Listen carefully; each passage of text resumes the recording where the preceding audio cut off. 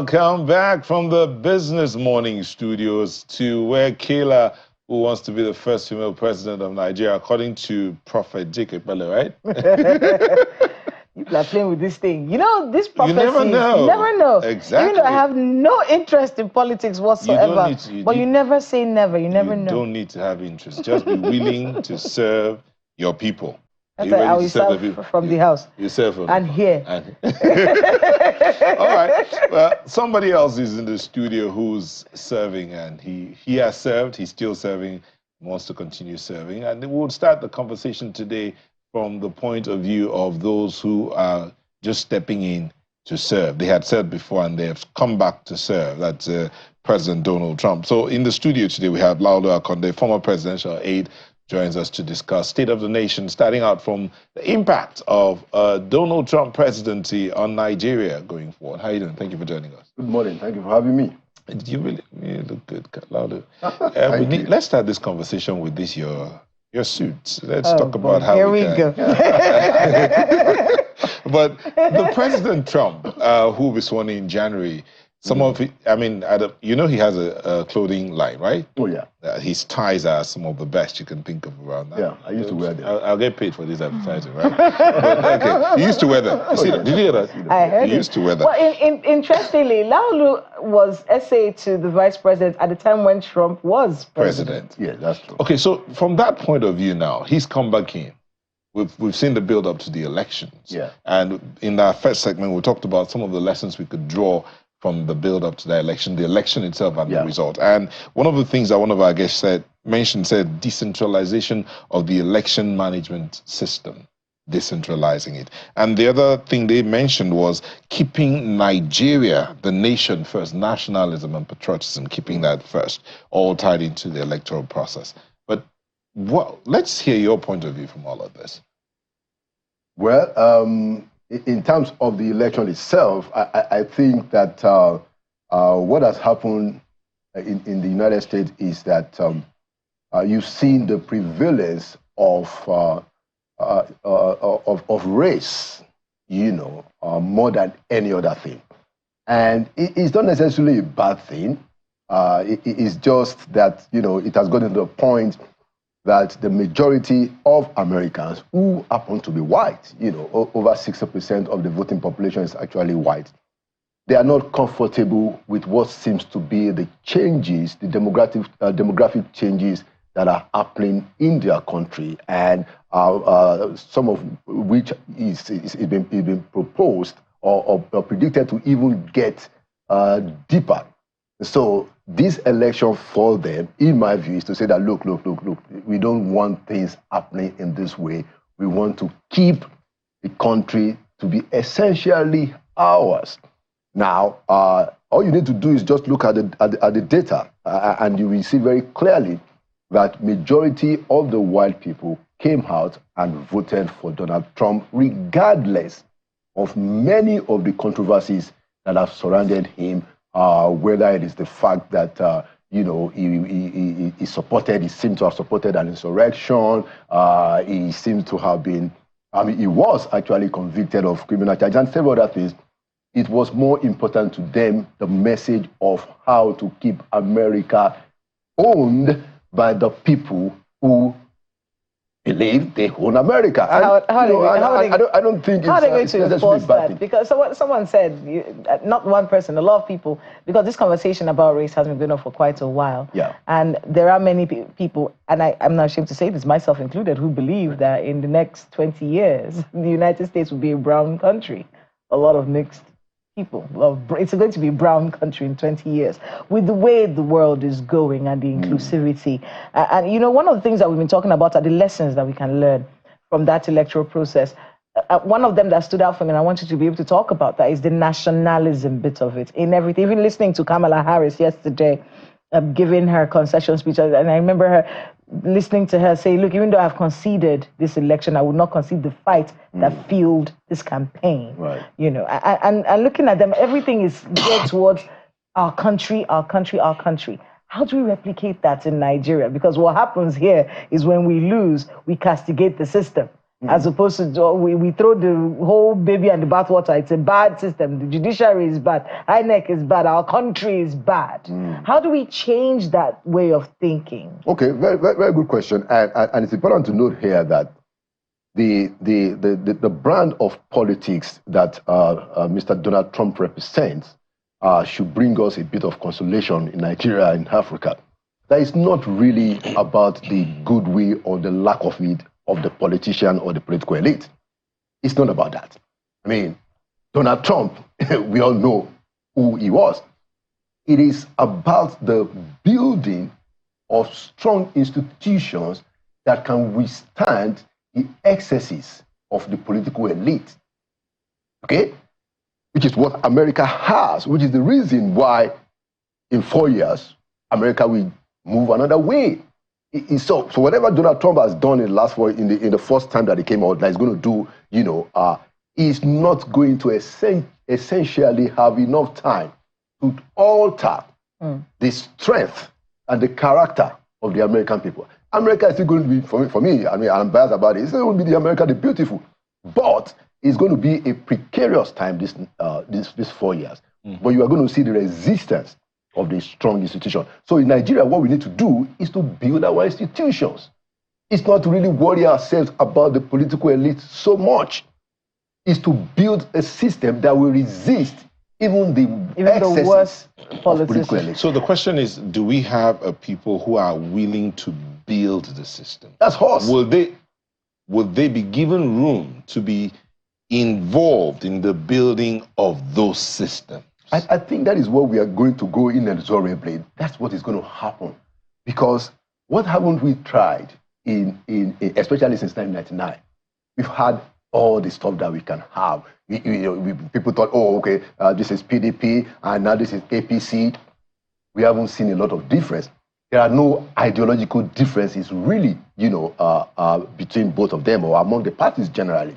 So it is getting to the point that the people, our communities, leaders outside of the political realm have to gather together to say that, look, this is not a problem that will be solved in Abuja. This is not a problem that will be solved in the state capital. This is a problem that will be solved among us as a people.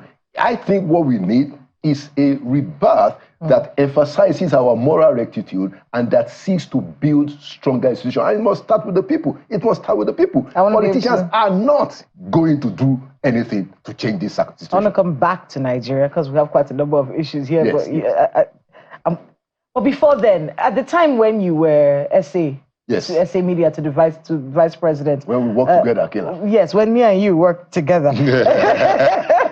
You rope tying. I always like to make like we're him. So he's trying to know we were there together. Okay, so at the time when you were SA Media to former Vice President Professor Yemi Osinbajo, I remember that Donald Trump was in office at the time. In terms of the benefits that era had for the Nigerian people, could you talk to us a little bit about some of those benefits and what we should expect in this 4 years that he's coming in? Very, very good question. So the world will be a little bit confused that the person the Americans have chosen as their president don't represent the values that America has championed in the world, okay? And that's a real border, no doubt about that, within America and outside. Because we are saying, so what kind of signal are you sending? This guy has been convicted, yet he ran and he has won, okay? But on the side of Nigeria, it was under the President Donald Trump that Nigeria was able eventually to purchase those fighter jets. The previous administration, which was actually democratic, threw all kinds of bombs and obstacles in the way of Nigeria getting those fighter jets. They say, oh, human rights this, human rights that. And we're not saying that those are not legitimate issues, but they couldn't resolve that while Obama was there. When President Trump got there, guess what? We got the approval to purchase those jets. So if you look at it that way, hey, there are even in the worst circumstances at times you can bring out some good value. So I think the president that started, President Tinubu started very well, said, look, hey, this guy has won. This is the guy the Americans have picked. We're going to work with him. We're going to say, okay, what can we do together? This is our interest. I mean, those are your interests. where do we find a mutual connection? And I'm sure that, if we play our cards very well, we can, get the better part of whatever it is that we want from a relationship with America. Back to Nigeria. Let's talk national issues now. You talked about the fighter jets, which made me think about the defense, our defense capabilities and our military, and the death of Lieutenant General Taoreed Lagbaja came to my mind just there. Talk to us a bit about, about what sort of person he was and how the military should be handling this loss at this time as a people. And of course, talking about the new man who's in that office right now. Yeah, well, it's quite sad, the passing of General Lagbaja at 56. Quite very young, and I think it brought a new vibe, to the army and generally the military, with his enthusiasm and quite a bit of hands-on approach. We still remember that video of him doing the exercise with his people. So sad that we lost somebody that is very known to be very courageous and very patriotic. But I think the military is set up in such a way that they can quickly recover from this kind of sad situation. And I think the president has appointed somebody in acting capacity who actually belongs to the same cause. I think course 39 of the NDA, who has stepped up. So hopefully, as an institution and as a nation, we can move on. But we also have to spare a thought for the family, the wife and the children, who will be the ones that actually feel this loss more. Our condolences and our prayers are with them. I mean, what's interesting is that he's coming in at a time when we are now looking at banditry again. We saw the headline today of the bandit attack in Zamfara. All the way to Niger. All the way to Niger, which means that he has to hit the ground running. What should he be thinking about right now? Well, I think, what he should be doing is to find means of keeping the momentum, that is already in place, just ensure that it does not, it doesn't drop. I think if you can keep that momentum, and then, let's get to use more technology, in the fight, because the technology is already there to how to identify where these people are, to localize their place, and then, use air power to one of the state governors was quoted as saying Nigeria's military can actually end this banditry in 24 hours if they are allowed to go ahead. That's the governor of Bauchi State. Oh, okay. That they can end it in 24 hours. I thought Zamfara governor okay. said that. If they are allowed and equipped to go ahead and do this. But in the face of that, we had, while the banditry issues and insecurity challenges are, we had that matter of the End Bad Governance protest, and then there was the arraignment of some suspects, that minors, and a mix of all of that, human rights abuses here and there. Talk a bit about that, the human rights abuses in the face of dealing with insecurity issues. Then we'll come back to the disparity between those that were seen in court and those that were being handed over in some states. How do you merge the two faces? So let's start from the human rights abuses. Of course, it's condemnable, the level of human rights abuses. It's completely, what really strikes me is how it is possible to have, fellow Nigerians. And I'm not now worried about the fact whether they are in uniform or whether they are law enforcement agencies. I'm not really worried so much about that. But that they are also Nigerians. They are possibly parents themselves, possibly have their own children or have relatives who are young people. How they thought in some of the agencies, how they thought that it is okay, first of all, to arrest that large number of minors, okay? So if they are breaking the laws and you pick them where they are breaking the laws, okay, that makes sense. But then to now take them in detention for about 3 months, okay, which breaks the law, And now from what I'm reading, some of them are even saying that there were times that they were not well fed. Now, but to make matters worse, how people felt that it would be okay to bring them in open court, in that even very shoddy, sloppy, not to even talk about the fact that their rights are being violated. And we thought that that is okay. That mentality of those people, and I say, regardless of whether they are in uniform or not, they are first and foremost Nigerians. The fact that they even thought that itself is okay. Did you see that lawyer who was even saying that, oh yes, these guys, some of them just came to visit their relatives. They're not the ones that, it's just, that is what beats my imagination, that what has happened to us as a people, for our fellow community people, countrymen, citizens, to think that you can treat young people in such a very despicable manner. Do they not know, maybe? Yeah, that's the point. Maybe they don't know, and that is the problem, isn't it? If you don't know. So, because even looking at it, I'm sure, this is a story that me and Nelta know. At the time when we saw those videos for the first time, you remember someone who's our boss actually asked, how did you get these videos? And most people didn't understand why he was asking that question. There's a reason why. You're not supposed to have a video of minors. So in his mind, it was shocking. Like, how could you? When did the video in a regular court? In a regular court. How did this even happen?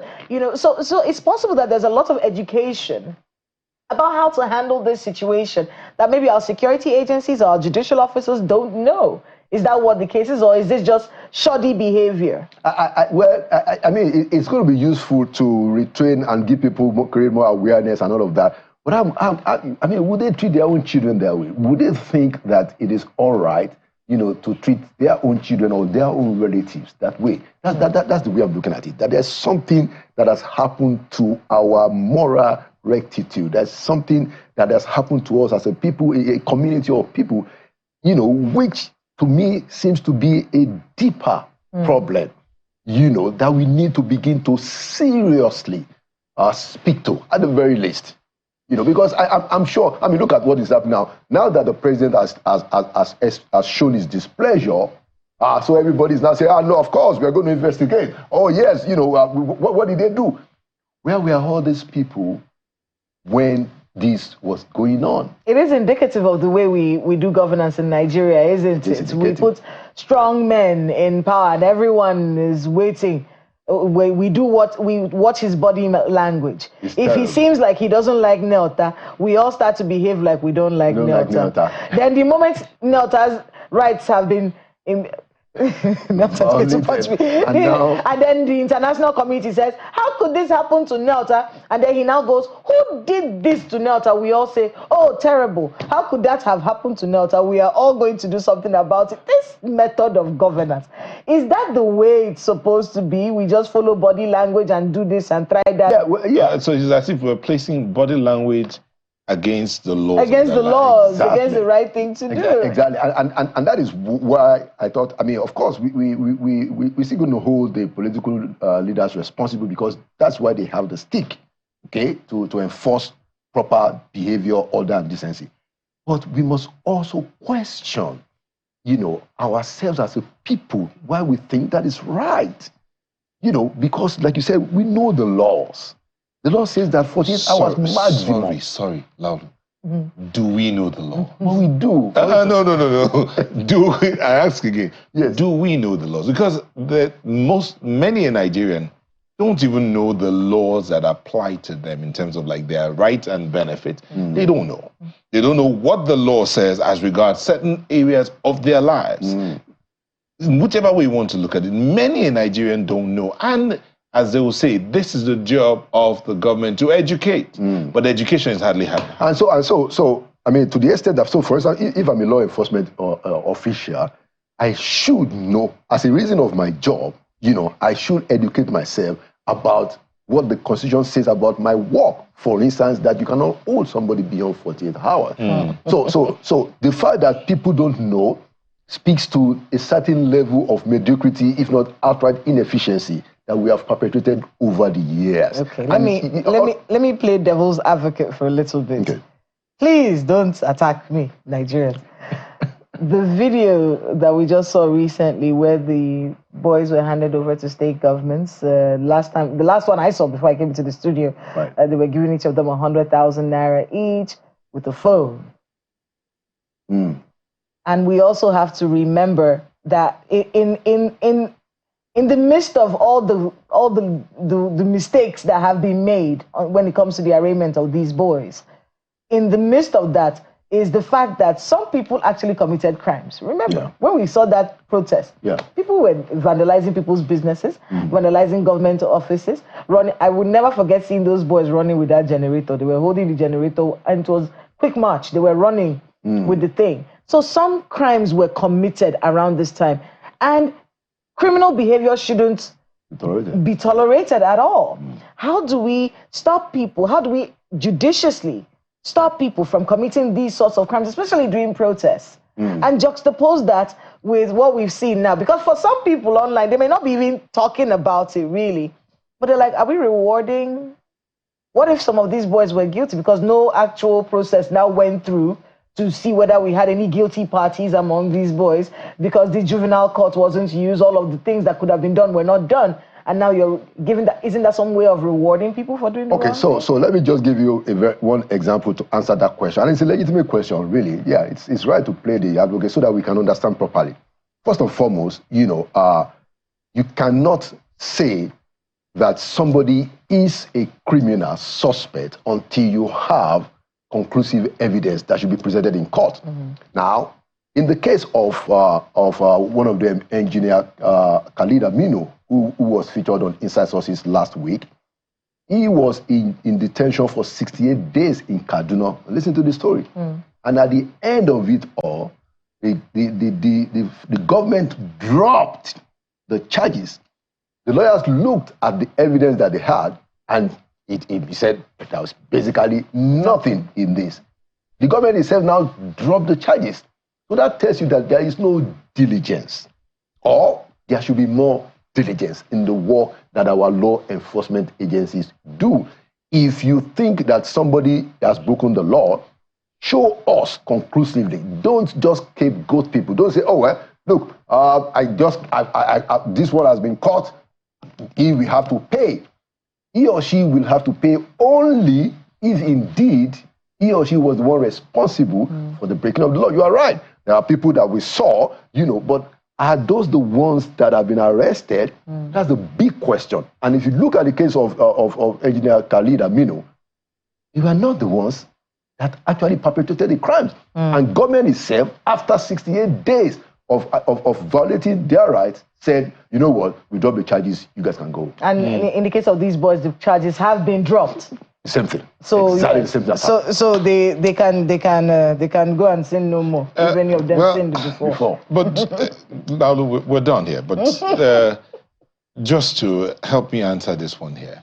So we have this picture of a set of people that we saw in court, an open court, which shouldn't have been. And then we have this set of pictures of those that were handed over who didn't look like minors anymore in one of the states. And I think those are the ones that are given 100,000 and a phone. So I don't know where those ones came from. I mean, is it that the investigations have completely stopped? That case is gone. Well, I think the counsel... Or they're going to be prosecuted at the state level. Well, the counsel to the Attorney General has said in court that the case, I think, like lawyers say, they have entered nullly. So those charges have been dropped, and let me tell you, based on my experience, and I say this with all sense of responsibility, we really need to do a lot more in terms of diligence prosecution. When you see some of the preparations, and it's not I'm not saying this generally, but when you see some of the preparations for the prosecution, it screams mediocre. Now, there are people who do diligent work. But I have seen a lot of instances where there's too much mediocrity, too much inefficiency, that, I will always question some of these things when they come to the public, because the fundamental human rights of Nigerians are involved. All right. Thank you so much, Mr. Laolu Akande, for sharing your perspectives with us today. Thank you. Laolu Akande is a former presidential aide, and thank you for coming in. Thank you for having me. It was very insightful. Thank you. Well, your feedback, and I'll start with this one here from Professor Imono Enahina. He says, President-elect Donald Trump is expected to expand upon policies he implemented during his first term, such as those emphasizing limited government, states' rights, and lower taxes. It is anticipated that his administration will target many Biden administration policies, especially on the environment, immigration, and wars in the Middle East, Russia-Ukraine war, and the resurgent coup along the Sahel region of Africa. That's Professor Enahina. Pastor Loafasi says the lesson from the recent U.S. presidential poll is that Americans love and respect their country and can do anything to remain on top of international political power play, which they know that DJT, that's Donald J. Trump, represents. And that's all. Say thank you so much for letting us be a part of your evening. But like that last feedback, Americans love their country. I know Nigerians love their country. So let's love this country indeed. From where you are, I usually say this thing, from that point where you are. Obey the law where you are. Do your own part where you are. Before I blame Kayla, let me take care of my own eye. Right, so that I can see Kayla clearly. I'll do my part. Thank you so much. I'm Neil Tag. We have a good day. Have a great day ahead. I'm Kayla Magwa.